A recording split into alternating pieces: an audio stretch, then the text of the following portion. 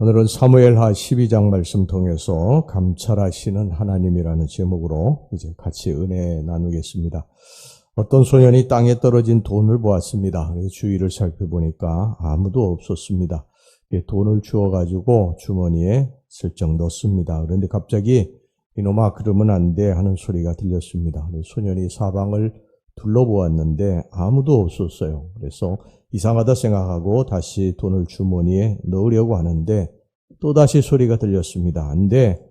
어디서 나는 소리인가 살펴보았더니 전봇대 위에서 그 소년이 돈을 준 그 옆에 전봇대가 있었는데 그 전봇대 위에서 전봇대를 고치던 사람이 그것을 다 보고 있었던 것입니다. 여러분, 우리가 자꾸 잊고 사는 것이 하나 있는데 그것은 하나님이 살아계시다고 하는 사실입니다. 하나님이 우리 모든 삶을 다 보고 계시고 우리가 하는 모든 말을 귀담아 듣는다는 사실을 우리는 너무나 자주 잊고 살아갑니다. 하나님은 사울 왕의 범죄도 보셨고 아간이 하나님의 것을 훔치는 것도 보셨고 요나가 다시스로 도망하는 것도 보셨다고 말씀을 합니다. 반면에 히스기야가 눈물로 기도하는 것도 보셨고 백성들을 늘 구제하는 고넬료의 헌신도 보셨다고 그랬습니다. 하나님 우리를 감찰하시는 분이시다. 성경은 그렇게 말씀합니다. 우리가 어디를 가든지 하나님은 거기에 계신다. 시편 139편 1절에서 8절까지 말씀 보겠습니다. 여호와여 주께서 나를 살펴보였으므로 나를 아시나이다. 주께서 내가 앉고 일어섬을 아시고 멀리서도 나의 생각을 밝히 아시오며 나의 모든 길과 내가 눕는 것을 살펴보셨으므로 나의 모든 행위를 익히 하시오니 여호와여 내 혀의 말을 알지 못하시는 것이 하나도 없으시니이다. 주께서 나의 앞뒤를 둘러싸시고 내게 안수하셨나이다. 이 지식이 내게 너무 기이하니 높아서 내가 능히 미치지 못하나이다. 내가 주의 영을 떠나 어디로 가며 주의 앞에서 어디로 피하리이까. 내가 하늘에 올라갈지라도 거기 계시며 수월에 내 자리를 펼지라도 거기 계시니이다. 그런데 우리는 내 눈에 하나님이 안 보인다고 나도 하나님께 안 보일 거라고 착각을 합니다. 여러분, 하나님은 살아계신 분이십니다. 그리고 우리의 모든 행위를 보시고 우리의 말을 들으시는 분이신 줄로 믿습니다. 오늘 여기 본문의 다윗을 보시기를 바랍니다. 다윗은 우리가 전장에서 살펴보았듯이 완전 범죄를 저질렀다고 자기가 계략 꾸민 것이 완전히 탁탁탁 들어맞았다고 그렇게 쾌재를 불렀습니다. 아무도 본 사람도 없고요. 자기가 계획한 대로 모든 것들이 다 진행이 됐어요. 밧세바의 남편 우리아는 다윗의 계략대로 최전선에서 싸우다가 전사를 했습니다. 그리고 다윗은 합법적으로 이 우리아의 아내 밧세바를 데려다가 아내로 삼았습니다. 당시는 전시 때이기 때문에 전시 때 죽는 군인이 많았어요. 그래서 이 대를 잇기 위해서 남편이 죽은 후에 그의 아내를 데려다가 아내로 삼는 것은 아무 문제가 없던 그런 시대였습니다. 모든 것이 다윗이 계획한 대로 완벽하게 마무리됐어요. 완전 범죄였습니다. 아무도 몰랐어요. 설령 안다고 해도 당시에 절대 권력을 가진 왕에게 이의를 제기할 사람은 아무도 없었습니다. 다윗은 자신이 꾸민 그 계략에 대해서 아마 감탄하고 있었을지도 모르겠어요. 그런데 다윗이 잊은 것이 하나가 있었습니다. 그건 뭐냐면 그를 하나에서 열까지 다 지켜보고 계시는 하나님이 계시다는 사실입니다.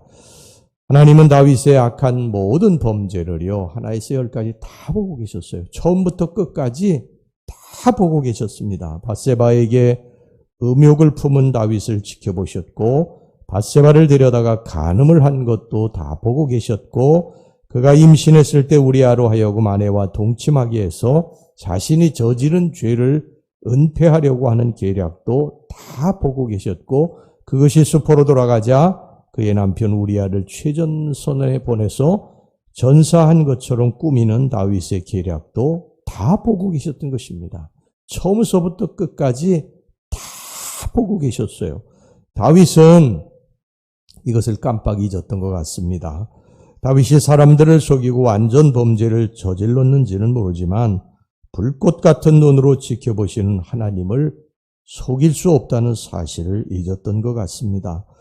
하나님이 나단 선지자를 보내셨어요. 그리고 그 나단 선지자에게 이 다윗이 행한 일에 대해서 지적을 하고 그를 책망하셨을 때 이 다윗이 얼마나 놀랐는지 모릅니다. 다윗의 충격이 얼마나 컸겠습니까? 자기는 완전 범죄라고 이제 쾌재를 부르고 밧세바를 데려다가 자기 아내로 삼았는데 그걸 처음부터 끝까지 하나님이 다 보고 계셨다는 사실을 알고 얼마나 놀랐겠어요. 다윗은 이 사실에 대해서 나중에 회개하고 시편 이제 51편을 짓게 되는데 그 51편에서 이렇게 고백을 하고 있습니다. 시편 51편 4절에 내가 주께만 범죄하여 주의 목전에 악을 행하여 싸우니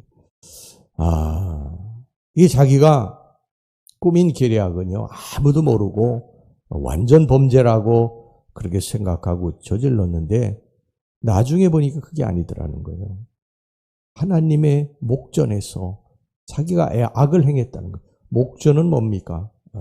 눈목자에다가 앞전자예요. 그러니까 하나님의 눈앞에서 하나님이 다 보고 계신 그 눈앞에서 죄를 꾸미고 죄를 지었다는 것입니다. 지금으로 이야기하면 경찰이 다 보는 앞에서 남의 것을 도둑질하고 그렇게 했다는 거예요. 장로교를 세우니 칼빈이 평생의 신앙의 모토로 삼은 게 이 코람데오입니다. 이 코람데오라고 하는 말은 뭐냐면 하나님의 눈앞에서라는 뜻이에요. 하나님의 눈앞에서 그는 평생을 그런 마음을 가지고 살았습니다. 자기의 삶의 모든 것들, 말하는 것, 행동하는 것, 모든 것들이 다 하나님의 눈앞에서 하는 것이다. 여러분 우리가 경찰이 앞에 있는 데서 죄를 저지르는 사람은 없지 않습니까? 미친 사람 아니고서는. 근데 하나님이 다 보고 계시다는 사실을 우리가 알면서 우리가 어떻게 죄를 지을 수 있겠습니까? 우리는 이것을 늘 잊지 말고 살아야 됩니다. 우리가 하나님이 안 보인다고 하나님이 우리를 안 보시는 것이 아닙니다.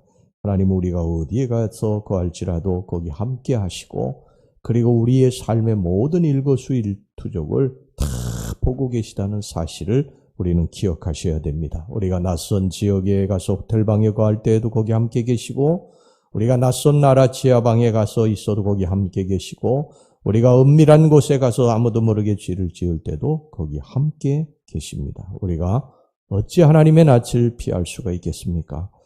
죄 지은 자는요, 죄에 대한 대가를 반드시 치러야 됩니다. 다윗도 이 범죄로 말미암아 자기가 완전 범죄라고 그 꾸미고 계략을 꾸미고 어떻게 보면 정말 가증스러운 죄를 지은 거 아닙니까?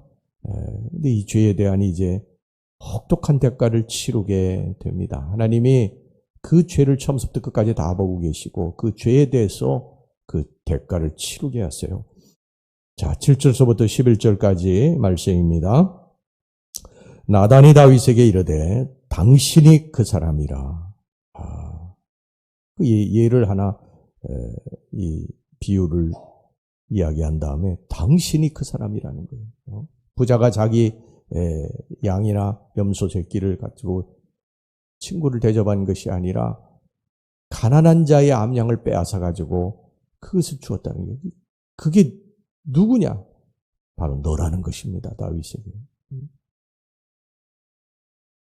나단이 다윗에게 이르되 당신이 그 사람이라. 이스라엘의 하나님 여호와께서 이와 같이 이르시기를 내가 너를 이스라엘 왕에게 기름 붓기 위하여 너를 사울의 손에서 구원하고 내 주인의 집을 내게 주고 내 주인의 아내들을 내 품에 두고 이스라엘과 유다 족속을 내게 맡겼느니라. 만일 그것이 부족하였을 것 같으면 내가 내게 이것저것을 더 주었으리라. 그러한데 어찌하여 내가 여호와의 말씀을 업신여기고 나보기에 악을 행하였느냐. 내가 칼로 햇사람 우리아를 치되 암몬 자손의 칼로 죽이고 그의 아내를 빼앗아 내 아내로 삼았도다. 이제 내가 나를 업신여기고 햇사람 우리아의 아내를 빼앗아 내 아내로 삼았은즉 칼이 내 집에서 영원토록 떠나지 아니하리라 하셨고 여호와께서도 이와 같이 이르시기를 보라 내가 너와 내 집에 재앙을 일으키고 내가 내 눈앞에서 네 아내를 빼앗아 네 이웃들에게 주리니 그 사람들이 네 아내들과 더불어 백주에 동침하리라.